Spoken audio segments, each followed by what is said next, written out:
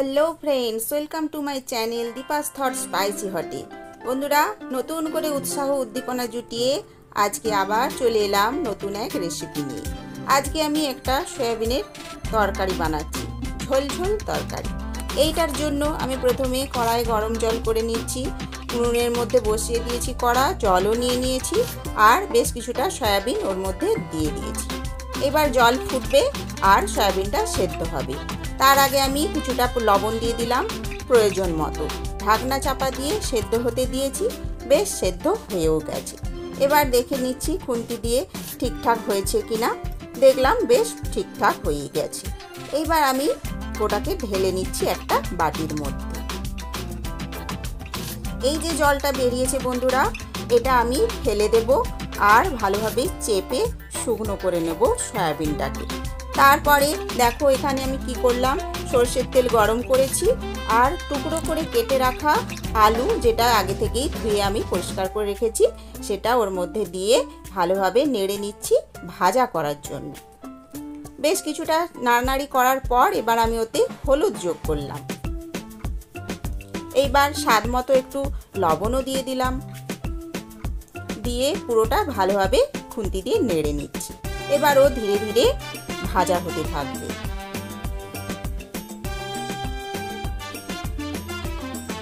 এপাশে আলুটা ভাজা যতক্ষণ হচ্ছে আমি হাত দিয়ে সয়াবিনটাকে ভালোভাবে চেপে নিচ্ছি। যেই জলগুলো ওর মধ্যে রয়েছে সেগুলো যেন হাতের প্রেসারে একটু শুকনো শুকনো মতো হয়ে যায়। বাটির জলের মধ্যে রাখাটা আমার ঠিক লাগছে না, তো শুকিয়ে যাওয়ার পর আমার রান্নাটা করলে তেল ঝাল মশলা স্বাদ সয়াবিনের মধ্যে ভালোভাবে প্রবেশ করবে। এবার সে দেখো আমি আলুগুলো ভাজা হয়ে যেতে বাটির মধ্যে তুলে নিয়েছি। তারপর কড়াতে আবার একটু তেল দিয়ে দিলাম, সেটা যথারীতি একটু গরম হয়ে যাবে। ওর মধ্যে আবার লবণ আর হলুদ যোগ করে আমি সয়াবিনটা ভাজতে দেব।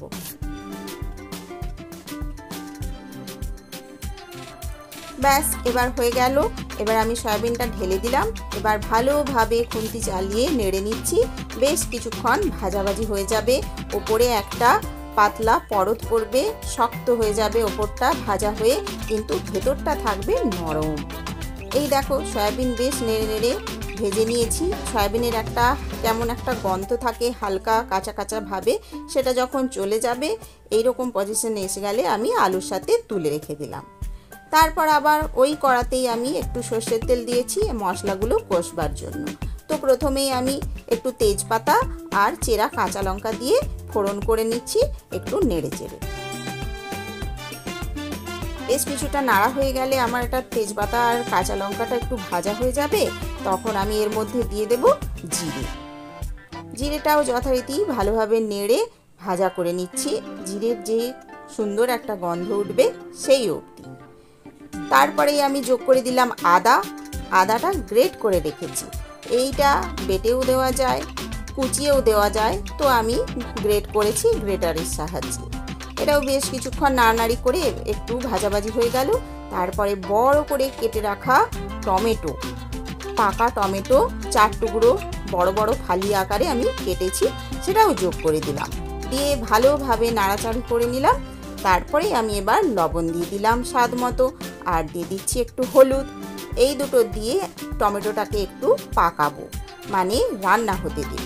তার মধ্যেই আমি দিয়ে দিয়েছি একটু জিরে গুঁড়ো আর দিয়ে দিয়েছি ঝাল লাল লঙ্কার গুঁড়ো। সমস্তটা দিয়ে এবার টমেটোটা আর সমস্ত বাটনাগুলো মানে শুকনো মশলাগুলো একটু ভাজাভাজি করছি।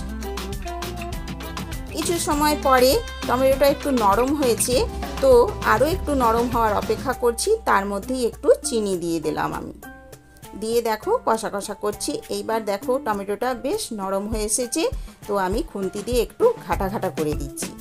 পুরোটা ঘাটবো না, সামান্য কিছুটা ঘাটা ঘাটা করে দিচ্ছি।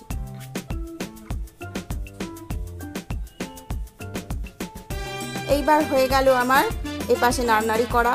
যখন দেখলাম বেশ কষা কষা হয়ে এসেছে, সমস্ত আলু সয়াবিন যা ছিল বাটিতে রাখা আমি ওর মধ্যে দিয়ে দিলাম।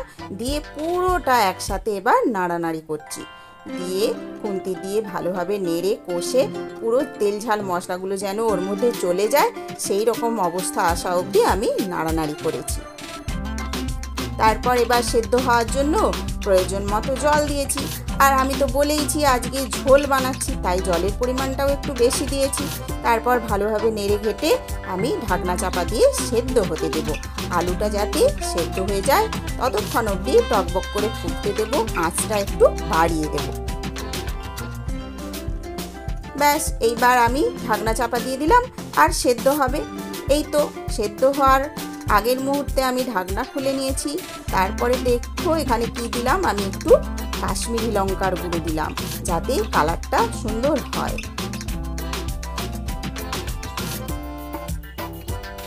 এইবার দেখো আমি কি করছি, আঁচটা একটু কমিয়ে দিলাম। এই অবস্থায় কাশ্মীরি লঙ্কার গুঁড়োটা দিয়ে আঁচ কমিয়ে ঢাকনা চাপা দিয়ে আবার কিছু সময় ফুটতে দিয়েছি। এইবার আবার দেখো আমি খুন্তি দিয়ে নেড়ে দেখে নিলাম ঠিকঠাক মতো রান্নাটা হয়েছে কিনা। তো এই সময় আমি দেখছি খুন্তি দিয়ে একটু কেটে আলুগুলো সিদ্ধ হয়েছে কিনা। টুকরোগুলো বড় বড় আছে দেখে মনে হচ্ছে সেদ্ধ হয়নি, কিন্তু হাত দিয়ে আঙুল দিয়ে চেপে দেখলাম হ্যাঁ সেদ্ধ হয়ে গেছে। এবার যখন রান্না শেষের পর্যায়ে এসে গিয়েছে তখন এবার আমি একটু গরম মশলা দিয়ে দিচ্ছি যাতে স্বাদ বেড়ে যায়, রঙটা আরও চেঞ্জ হয়ে যায় আর খেতে সুস্বাদু হয়। সেই জন্য সব শেষে আমি একটু গরম মশলা যোগ করলাম। দিয়ে আমি বন্ধুরা এই সময় ঢাকনা চাপা দিয়ে বেশ কিছু সময় রেখে দিলাম। এই দেখো কালার কত সুন্দর হয়েছে। আমি পাত্রে এবার ঢেলে নিচ্ছি। আর বন্ধুরা সবার শেষে যখন পরিবেশন করব তখন একটু ঘি আর ধনেপাতার কুচি ছড়িয়ে আমি সার্ভ করব। ভুলভাল খেয়ে বাবুর পেটের গন্ডগোল, আজ তাই বানালাম নিরামিষ ঝোল। এইভাবে সয়াবিন রাঁধলেই খালি চেটে পুটে খেয়ে সবে দেয় হাততালি, আহা দেয় হাততালি। তো বন্ধুগণ, পেঁয়াজ রসুন ছাড়া এই নিরামিষ রেসিপিটি যদি আপনাদের ভালো লেগে থাকে আমাকে প্লিজ সাবস্ক্রাইব করবেন, লাইক শেয়ার কমেন্টস অবশ্যই করবেন। আমার পাশে থেকে আমার উৎসাহ বাড়াবেন। আপনারা সবাই ভালো থাকবেন, এইভাবে রেসিপিটি বানিয়ে খাবেন। Thank you.